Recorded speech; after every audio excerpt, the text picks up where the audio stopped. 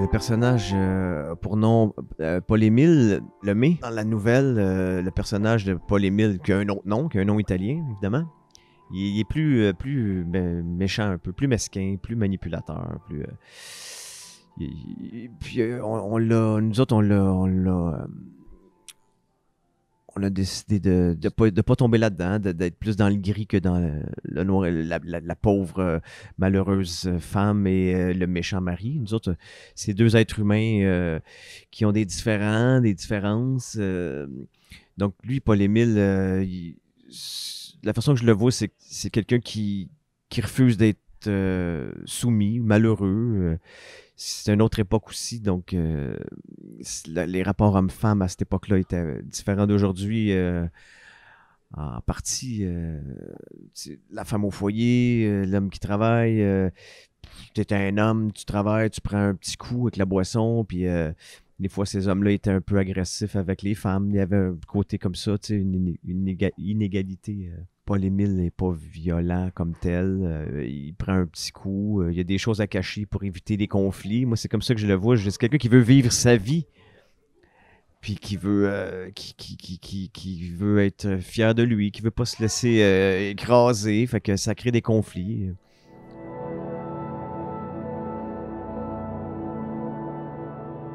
Ben, en fait, j'ai fait l'audition avant de lire la nouvelle.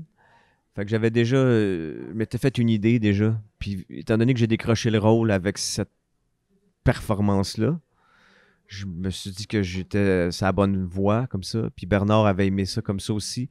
Donc, le personnage, après coup, après avoir lu la nouvelle, que j'ai pas terminé, soit dit en passant, parce que j'ai pas senti le besoin de me laisser influencer trop par la nouvelle. Puis, ce que je voyais, j'ai pas gardé nécessairement quelque chose à part des doutes peut-être. Ça m'a comme donné des doutes un peu. Je devrais-tu m'inspirer plus de la nouvelle ou je devrais continuer avec l'idée qu'on s'était fait. Puis ben, ça m'a donné des fois, pendant que je lisais, j'avais un peu des pulsions là, en prévision des scènes que j'allais tourner.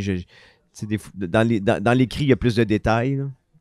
Fait que des fois, je me disais, ça peut m'inspirer pour de l'attitude, de la gestuelle, des élans du personnage. J'ai eu le goût aussi étant donné que c'est italien, il y a une gestuelle, il y a quelque chose de grandiloquent dans la façon de bouger italienne que j'ai pensé peut-être utiliser un petit peu, mais on fait du Bernard Raymond, fait que c'était pas nécessairement approprié. Fait que ça m'a pas donné grand-chose la nouvelle. J'ai donné de ma bonté, de mes frustrations, tous des trucs que chacun de nous, on a en soi. Je les ai appliqués dépendamment des situations, des scènes, mais toujours en voulant pas être un salaud. Toujours ben, prendre justice à ce que le personnage a à vivre. Là. Il aime ses enfants, il veut leur bien. Je voulais pas en faire un manipulateur conscient. Je me suis arrangé pour qu'il soit pour être fidèle au scénario, qu'il manipule peut-être, mais par, pas nécessairement consciemment, juste pour se protéger ou pour mettre à plus tard des choses. Comme on fait dans la vie de toujours, tout le monde manipule, d'après moi, un peu pour notre propre sécurité, notre bien-être. On manipule pour pas faire mal, puis pas toujours consciemment. Fait que j'ai juste comme. Je me suis promené là-dedans. Je sais pas comment mieux dire ça.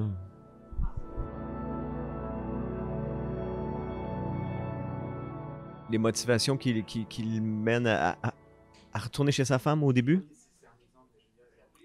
Ouais, c'est une bonne question parce que c'était la scène d'audition, justement.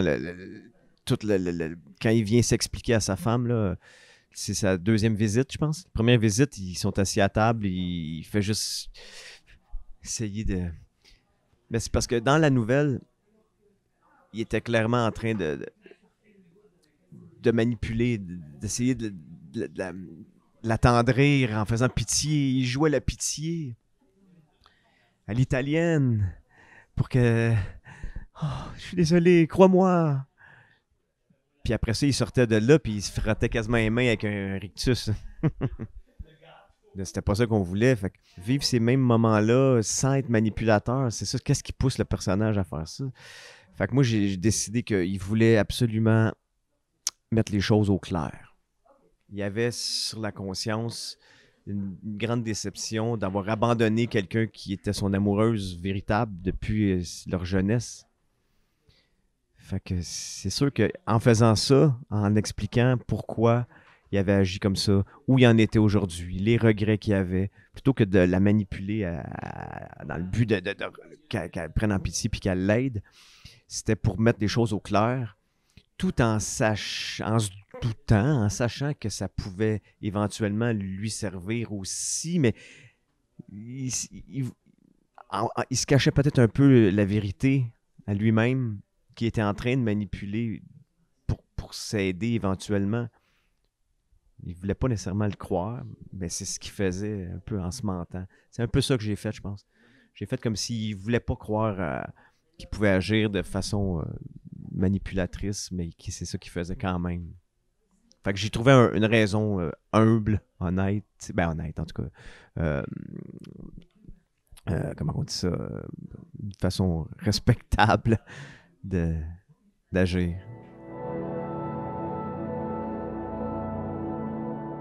Ça dépend d'un projet à l'autre. Quand je fais de la télévision, puis que le réalisateur ou la réalisatrice, c'est pas nécessairement la personne qui a écrit, puis que l'auteur ou les auteurs, autrices sont ouverts à ça. Dans mes débuts, parce que j'ai pas de formation de théâtre, j'ai pas fait d'école, donc j'ai pas appris à respecter un texte écrit comme certains autres acteurs, actrices pourraient faire. Ils essaient de rendre justice au texte sans le bouger. Moi, j'ai toujours aimé écrire comme on parle. Ça, c'est pas facile. C'est ça qui fait que moi, je me sens obligé des fois de me mêler du texte qui est écrit parce que je sais que c'est pas donné à tout le monde d'écrire en joie, d'écrire avec des apostrophes ou de mettre les bons mots, qui est un langage de rue plus. Puis j'ai joué souvent des personnages un peu pas très éduqués, des bums, des gars de rue, tu sais. Fait que ces personnages-là pouvaient pas parler un langage écrit. Fait que à Star, tu sais, les gens écrivent pas ça souvent. Puis ça fait partie du langage. Fait que moi, je me suis toujours permis de rajouter ma touche, de modifier des textes. Puis avant, je demandais la permission. Puis aujourd'hui, je le fais sans en parler. J'arrive, je joue comme ça, puis je modifie beaucoup le texte. Ben, je garde l'essence, là. Puis je modifie pas beaucoup, mais j'essaie de se donner réalisme. Mais pour des cinéastes qui écrivent leur scénario, ça dépend. Mais on a fait des répétitions quand même, puis Bernard était toujours ouvert à mes propositions. Fait que j'aurais pu... j'ai eu la chance de modifier certains mots pour les mettre... pour que ça marche mieux avec le niveau de langage de mon personnage. Puis je pense qu'un autre acteur aurait peut-être pas eu le même niveau de langage que moi pour le personnage aussi. Fait que j'ai mis un peu ma touche personnelle dans son accent puis dans certaines modifications des mots. Fait que, mais je suis pas parti en improvisation à action, là. C'est assez précis ce que Bernard demande. Fait que on essaie de lui donner ce qu'il veut. Mais il nous laisse la liberté dans le jeu quand même, quand même. Mais on avait fait des répétitions pour la plupart des scènes aussi. Fait que les expérimentations, on les avait faites en répétition. Quand était venu le temps de tourner, on se mettait pas à trop s'éloigner, tu sais. Il doit rester des petites couleurs, là, des petits réflexes, là, mais comme par magie, il quitte notre corps comme un âme. Le personnage meurt.